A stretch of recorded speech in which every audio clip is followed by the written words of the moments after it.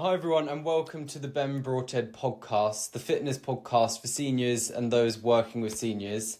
If you've listened to the first episode, you'll notice I've already changed the name from It's Never Too Late to Start to the Ben Broadhead podcast because I wanted my name in there. I'm speaking today to one of my clients, Jenny, who's come to my group classes for several years now, and I'm just going to cover her sort of exercise background and any kind of insights that she might be able to offer. So, Jenny, thanks for joining us today. How are you doing? I'm fine today, thank you very much. Yeah, and nice and relaxed. Yeah, that's good. So, we're currently sat in Jenny's living room because it has soft furnishings, and we felt that was better for the audio. And I wanted to start by asking about your exercise background and sort of go through that chronologically. So, what are your first experiences of exercise? If you go back to childhood or even early childhood, we didn't have exercise, in inverted commas. We walked. So you walked to school. And I probably walked for at least 40 minutes or more a day to and from school. If I went to the shops with my mother, we walked another nearly 15 minutes to the local shops. Yeah. Something that people don't do nowadays. Now they jump in the car and off they go. And that's something that I still try and do. Yeah, try and walk places. If the journey is under 20 minutes, I walk it. I never dream of getting in my car. Yeah, I mean, that's quite relevant because what that means in the modern day is that we have to consciously implement exercise into our lives, and we're not exercising by default, which you were growing up. I also think walking is often undervalued and overlooked as a means of exercise. I think when you try and walk more, it kind of lowers the barrier to entry for exercise because everyone can walk. Everyone can walk. And I think it's such a lovely thing to do. To get out into the countryside. I've always enjoyed walking all my life.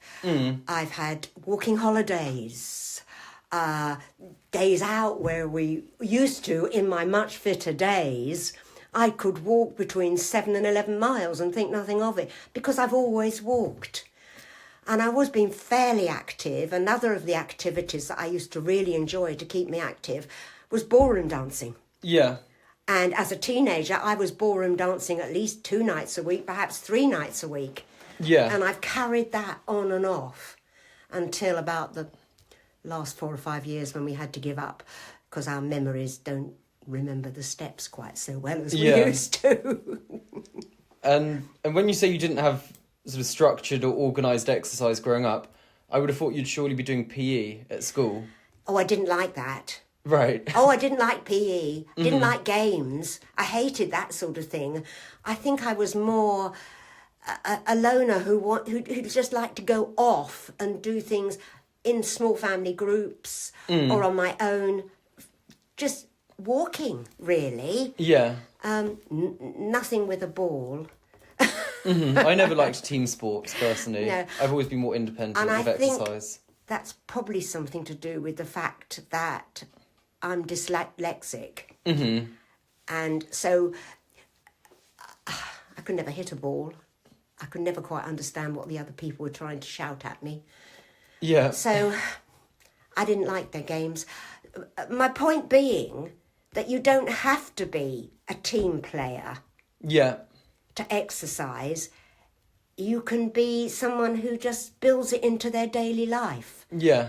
Or gets up in the morning and does things they've picked up all their lives. And the stretches, I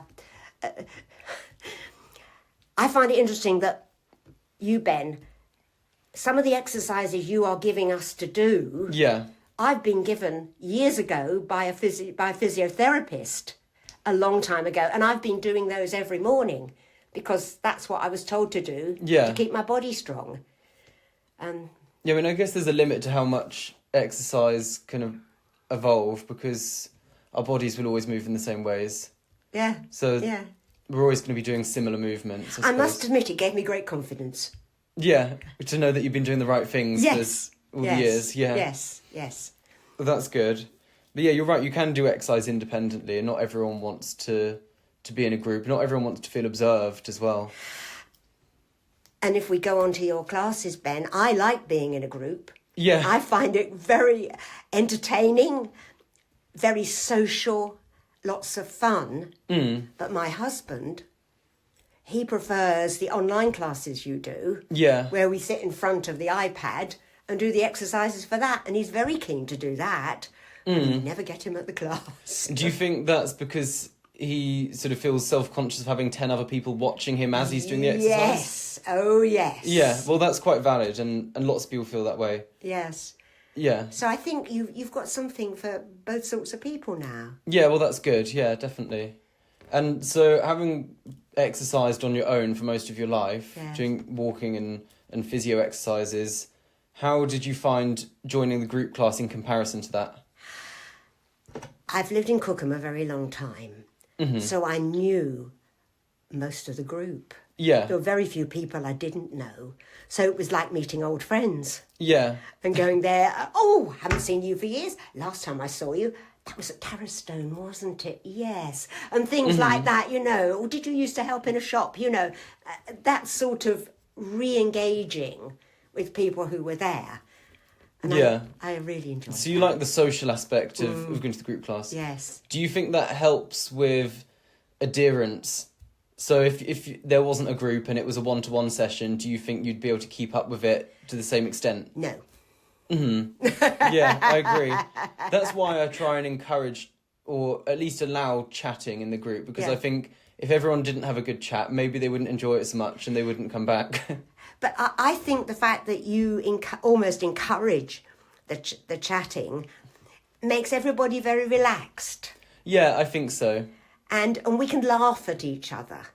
If somebody can't do it, you know, if they can't get the rhythm or anything, we'll say, oh, come on, look, you know, doesn't matter. Keep going. And it is fun. Yeah, I mean, I'm sure there's some people maybe in the fitness community that say it's not optimal to natter through the entire session. But I think if the consequence of that is that people turn up for several years every week, then that's ideal. Because for me, the priority is always consistency. Yes. But I do think, though, the fact that you are now just nudging into those sessions, things that are just a little bit more taxing. Yeah. And I think that is good. I know perhaps one or two, they're a little uneasy about it, but there are some of us who actually quite like the fact that you're testing us, only gently. Yeah, but you want to feel challenged. We have to reassure the people listening to this podcast that nothing is done with coercion. No, that's right. It's all done with encouragement and with an element of fun.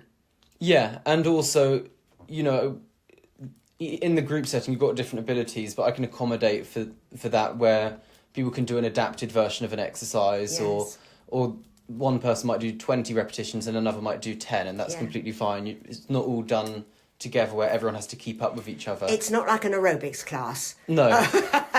And if anybody's got the worries about that, you know, who'd like to join in with us, it's not like an aerobics class. Yeah.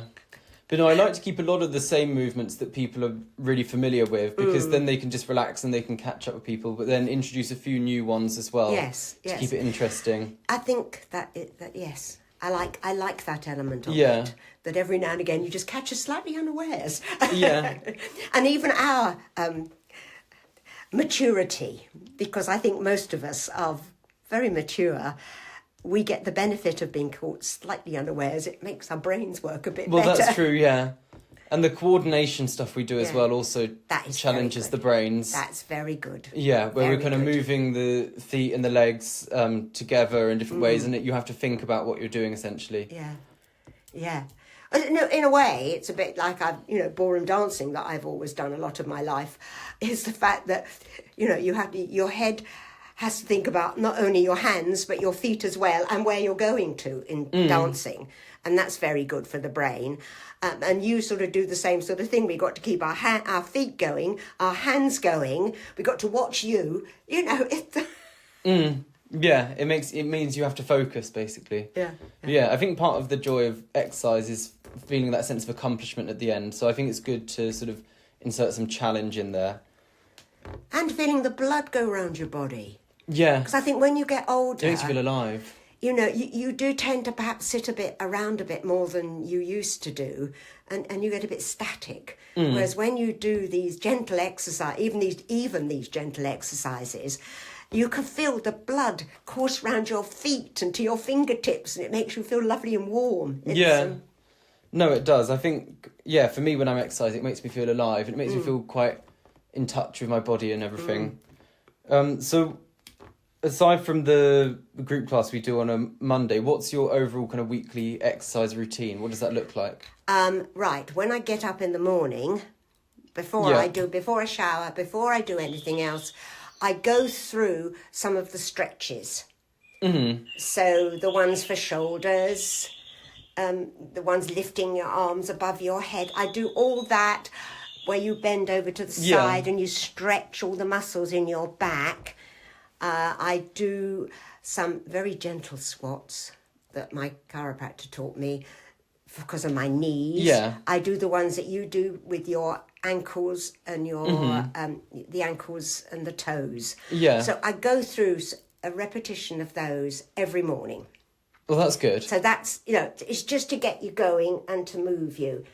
I always remember now the presenter who was, and this is where the brain won't work, who was Strictly Come Dancing, Bruce Forsyth, he said even up to his 90s, he did those sort of stretches every morning as soon as he got up. Look how agile he was. Well, that's probably why, So I've always remembered that. And I think, yes, that's a good example. And then definitely. My day is doing, general day-to-day, walking around the village, cleaning my house, digging my garden. Yeah, well, your garden looks well kept. So you're obviously doing a lot of gardening. And my husband does a lot too. Yeah. But that's another thing where my exercises with you, Ben, have really benefited me. Because I was getting to a state where if I knelt down, I couldn't get up again. Yeah. That was before I started the class. I'd really got very static.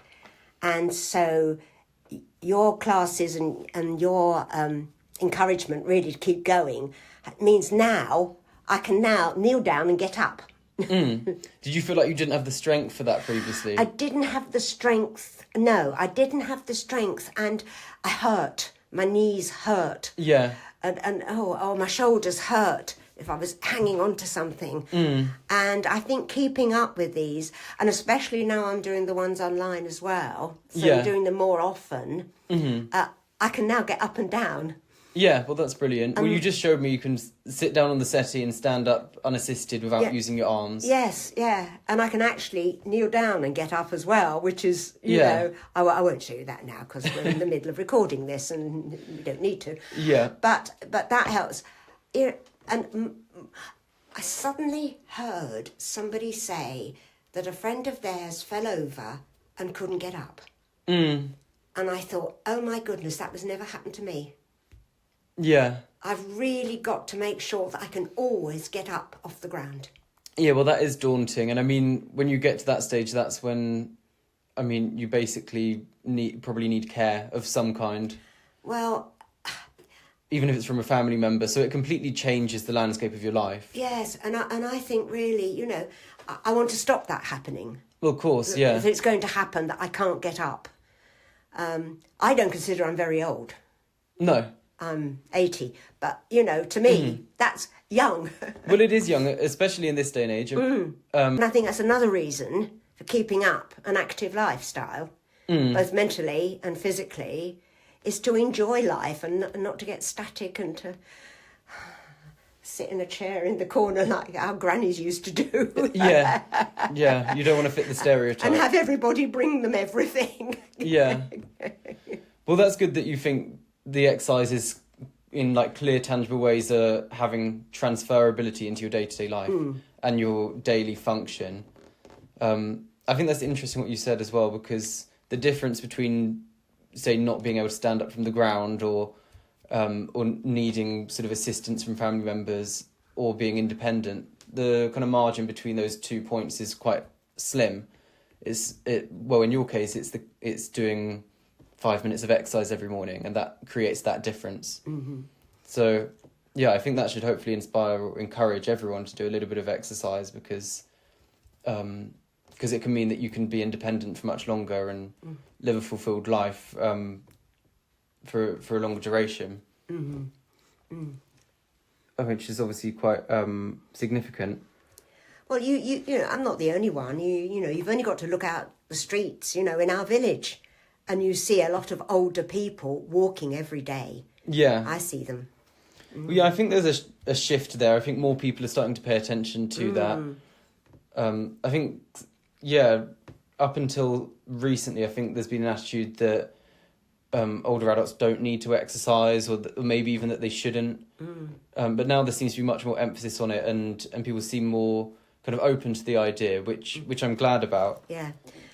And my husband and I have always had what we call an air walker machine, so that if we can't get out, it's behind you, Ben, there. Oh, yeah. Yeah. If we can't get out, you see, we can go back. We call that a cross trainer. Yeah, we can do that for do that for half an hour. Yeah. Or even more. I set up my iPad with on BBC iPlayer and catch up on things, set it up there, and you just keep going. Yeah.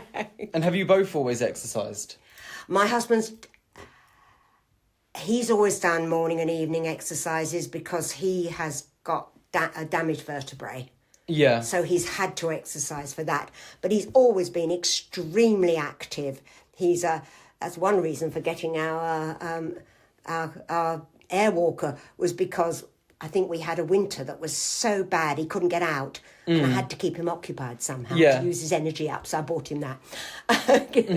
He's always been active, always. You know, and we've always walked, you know. I mean, when we used to go up to the Lake District, he'd do climbing. He was climbing with his best mate, who happened to be our brother-in-law. And they were doing that. And so my sister and I used to walk the lower walks down the valleys and just over a bit. And him and his, you know, and John were right up at the top. Yeah. Right the way over. Striding Edge. That's one of those up there. Oh, yes, there's a picture there of the mountain. Yeah, he's walked Striding Edge. He's been up Helvellyn. I've been up Helvellyn. Mm-hmm. Yeah. And where's that? Because I haven't heard of... That's in the Lake District. Okay. Oh, if people haven't been to the Lake District, they have missed a treat. It is one of the most beautiful parts of this country. Have you been to the Peak District as well? Yes. And how do those compare? Is the Lake District superior? They're different. Oh, the Lakes is steeper and higher. Okay. Yeah. Yeah, so it's good exercise then. Oh, well, you wouldn't go there unless you were going to, you know, if you're going to walk. Yeah. And my husband is so optimistic that he's actually booked us a holiday there next September. And I'm saying, we can't do the walking we used to. We really can't. And he'd be saying, oh, perhaps that's by next September. We can do a bit. We can do the low level walks. Well, exactly. You don't have to go all the way up. But doing something is still going to be good. And have ambition. Well, absolutely, yeah. Without a doubt. Yeah, I think a lot of us underestimate what we're capable of physically. And also, I think we underestimate how much we can actually improve as well. I think even later on in life, we still have the capacity to make quite significant improvements to our physical capacity. Oh, well, I see it every day and it surprises me. Mm.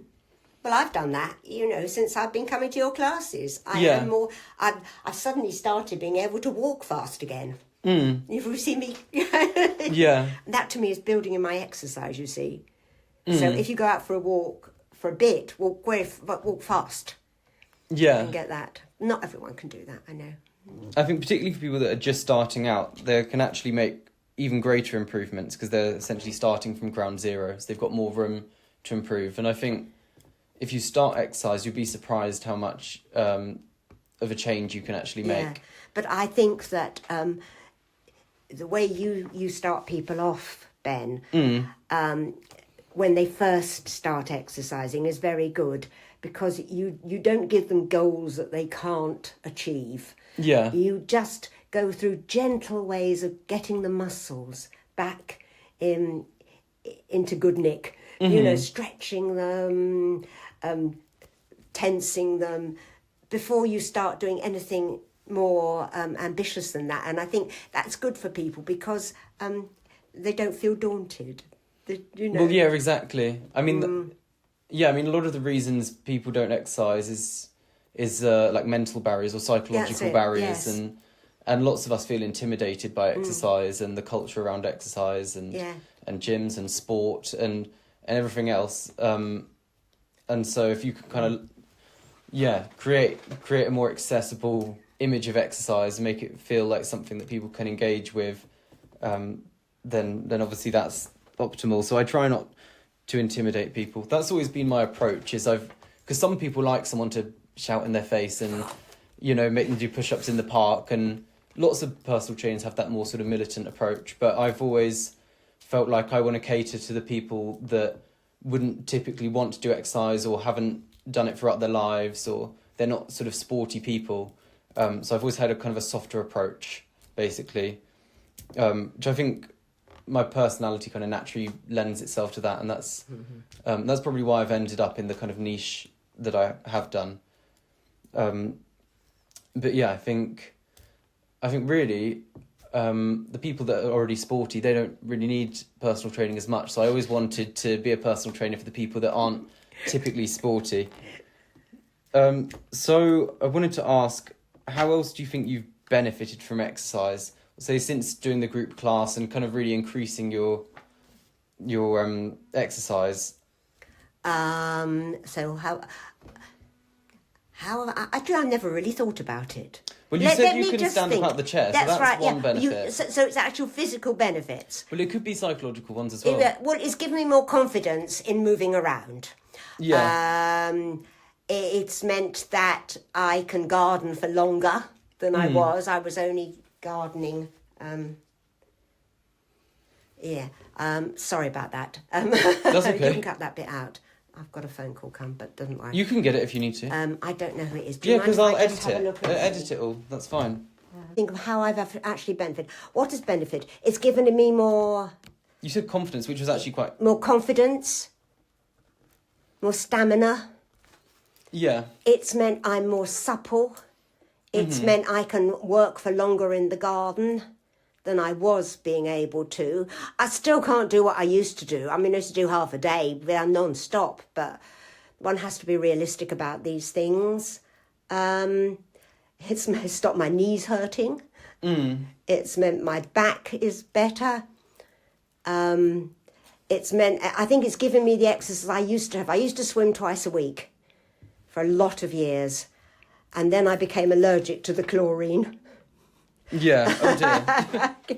So this has helped to fulfil that niche, that regular. You mean that left like a void where left you're a not void, doing something, absolutely. So... That left a void, and I noticed I wasn't, as fit as I was. It's a substitute for that, and it is helping substitute the fact I'm not going regularly swimming. Yeah, yeah. Well, I mean, those are all quite profound benefits. The thing you said about confidence is quite crucial as well, because, with my clients, obviously I see it every day, lots of people start to lose their confidence with walking and going out as they age, and then that becomes quite debilitating. And it means then actually they physically decline quicker because they're not going out. So it becomes this feedback loop. Yes. And so if you can feel confident in your movement, then that's really a huge deal. I mean, simple things like going up and down stairs. If you're stronger in your legs, it's easier to go up and down stairs. Yeah. Up and down curbs. Approaching steps when you're outside, in the street, or steps up to a building or anything like that. And when there's nothing to hold on to. Yeah. You just go up, it's fine. It gives you that extra confidence where before you'd be looking round for the rail. Yeah, I mean, being able to walk upstairs or do these kind of things without thinking twice compared to having to sort of consciously work your way through these simple tasks. It's like has a huge impact on your quality of life. You can just go about your life without thinking, and we all do that as when we're younger, and we take it for granted. Take it for granted, yes. But Maidenhead Station, look at all the steps there are on Maidenhead Station. I was almost getting to the state where I had to hold on to the banister, and sort of not actually pull myself up, but be reassured by that rail there. Yeah. Whereas last time I was there, I thought, oh, this is good. Yeah. I mean, I still use the banister because they keep telling you to hold on to the rail when you're using the steps on the loudspeaker. But I think it has given me that confidence, yes, to go up and down. Well, that's really good to hear. I thought I'd just ask, going forwards, do you have any particular sort of vision of what you want to do exercise-wise, or is it a case of carrying on with what you're already doing? I think it's carrying on with what I'm doing. And just staying consistent with that? Yes, not stopping doing it ever. I think my aim is to keep going. And have you stopped for long periods at any point in the past? Oh, yes. And why do you think you did stop, and how are you going to avoid that this time round? Sometimes it was through injury. Yeah. I ruptured my Achilles tendon quite a few years ago, 15 about or so or more. And that meant that stopped me doing any sort of exercises for nearly 6 months. Mm-hmm. And then I had to try and restart. And that was tough. Yeah. That really was. It is, but that's one of the again. reasons why I gave up, because of that. Other times it could be I was just bored with what was going on. Yeah. I'm somebody who might be... So I could have all sorts of excuses why I didn't want to do it. I hadn't got the time. There was something else that needed doing. I'd got up too late. And things like that. I look out and think, I don't want to go for a walk today. Yeah. It's rainy. And I think when you get back into the pattern of exercising, if you can get yourself out of the doldrums and back into the pattern, then you don't have those negative thoughts. That's true. It's trying to have positive thoughts. Yeah, so I guess it's just a case of trying to keep doing it consistently and don't stop, because restarting is the difficult bit. It's the restarting, yes, definitely. Yeah, I completely agree. Okay, well, thanks so much for talking to me today. And I feel like we've covered some interesting points there. I'm sure people will really enjoy that. Any final words of wisdom? I think I've said everything, Ben. I could have done, but thank you for interviewing me and letting me talk about myself. It's something I quite enjoy doing. Yeah, I think we all do. Okay, well, all the very best, and thanks for listening, everyone. Take care.